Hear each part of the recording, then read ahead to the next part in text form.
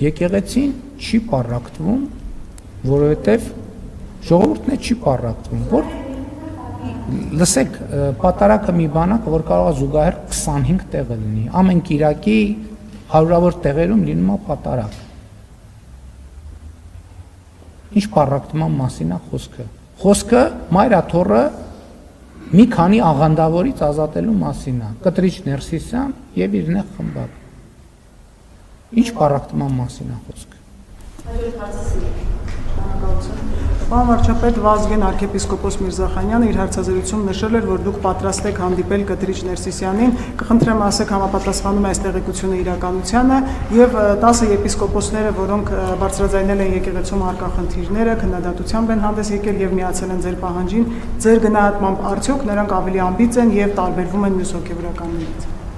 Նրանք չեն միացել իմ պահանջին, նրանք իրենց օրակարգն են ձևավորել, որը շատ մեծ ընդհանրություն ունի այն օրակարգի հետ, որը ես եմ առաջարկել հայտնի հանգամանքների բերումով։ Ես ուզում եմ պարզ լինի։ Իրանք չեն միացել ինձ, ոչ էլ ես եմ միացել իրանք իրանց օրակարգն են բերել, ես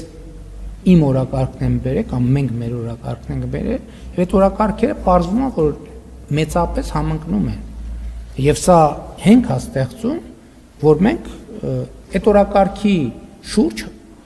աշխատենք։ Այսինքն մեր ջանքերը մեկտեղ, եթե նույն խնդիրներն ենք ձևակերպել, ինչու այդ նույն խնդիրների շուրջ չաշխատենք։ Երկրորդ նրա մասին էր, որ արդյոք Կտրիչ Ներսիսյանը ինչ։ Այո, պատրաստ եմ ընդունել մի օրակարգով իր արժանապատիվ հեռացումը ապահովելու օրակարգով, որ պայն պատրաստ լինի հանդիպել, ես պատրաստ եմ։ Ինչ վերաբերում է 10 եպիսկոպոսներին, նրանք ավելի լավն են, խոսքը դրա մասին չի։ Ինչով են նրանք ավելի լավը, որ նրանք ընդունում են նորոգման, վերանորոգման, բարենորոգման եւ ինչու՞ չէ, վերանորոգման, բարենորոգման օրակարգը։ Այսինքն այստեղ խոսքը բովանդակության մասին է։ Մենք օրակարգը ինչի մասին է, որ պետքա լինի հաշվետվողականություն, թափանցիկություն, բարեվարկություն, եւ մենք բոլորը ընդունում ենք այդ օրակարգը, իրենք էլ են ընդունում, իրենք դուրս չեն դնում իրենց այդ օրակարգից եւ այդպես շարունակ։ Հիմա նույն տրամաբանությամբ, երբ որ մենք բան ենք անում, ունենք կոռուպցիայի դեմ պայքարի օրակարգ։ Մենք մեզ դուրս ենք դնում այդ օրակարգից, չէ՞ դու ընդհակառակը։ Մենք առաջին հերթին մեզ ենք դնում այդ օրակարգի մեջ։ Եվ բոլոր այն գործողությունները հակակոռուպցիոն քաղաքականության, որ անում ենք, այդ առաջին հերթին իշխանության ինքը իրան լրացուցիչ ձևով սահմանափակելուն է ուղղված։ Դրանով է 10 եպիսկոպոսները դրանով են ընդունելի առաջին հերթին,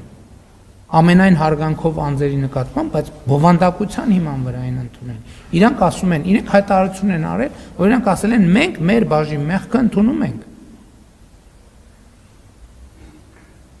Եվ իրենք առաջ են քաշել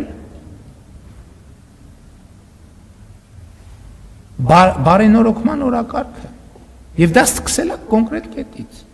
Եթե Կտրիչ Ներսիսյանը տրամաբանական լուծման գնար եւ Արշակ Խաչատրյանին հետ կապված հետաքննությանը չխոչընդոտեր, կարծում եմ 10 եպիսկոպոսների այս դրսևոր, Իմիջայլոց։ Էտել են ասում, ասում են ուղղորդել եք, չգիտեմ, կոմպրոմատներ եւ այլն։ Պատմության հիմքին եկեք նայենք։ Հենց Կտրիչ Ներսիսյանը ինքն է խումբ ստեղծել, ասել այս հարցը քննեք եւ ներկայացրեք։ Այդ խումբը ընթացքում տեսել է եւ առաջին հայտարարությունը ըստ էության պարունակում էր այդ բովանդակությունը, որ Կտրիչ Ներսիսյանը առաջ դնելով հարցը քննելու եւ եզրակացության գալու խնդիր այդ մարդկանց առաջ։ Հետո սկսել է խոչընդոտել այդ մարդկանց գործունեությունը, որ ճշմարտությունը չպարզաբանվի։ Այսինքն ուզեցել է,